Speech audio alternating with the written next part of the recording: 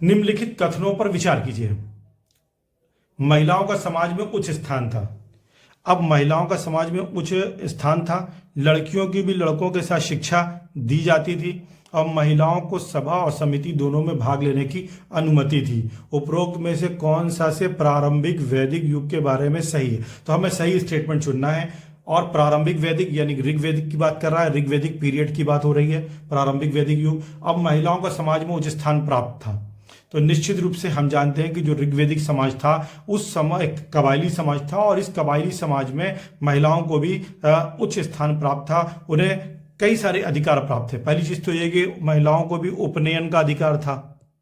एक important point है कि पुरुषों के समान ही, लड़कों के समान ही उनका भी जो है उपनयन संस्कार किया जाता था।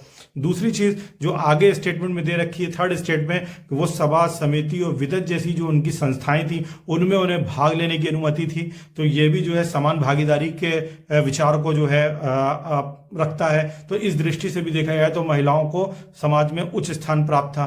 फिर अगर हम दूसरी चीजें देखें तो समाज में पर्दा प्रथा नहीं थी, ये सशक्तिकरण को दिखाता है। फिर सती प्रथा नहीं थी समाज में, तो ये भी आपको बताता है कि समाज कैसा था। दहेज प्रथा नहीं थी, तो ये भी आपको बताता है कि समाज में महिलाओं की स्थिति क्या थी।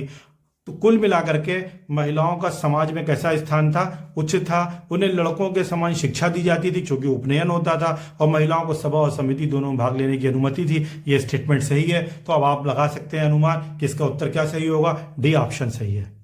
क्लियर?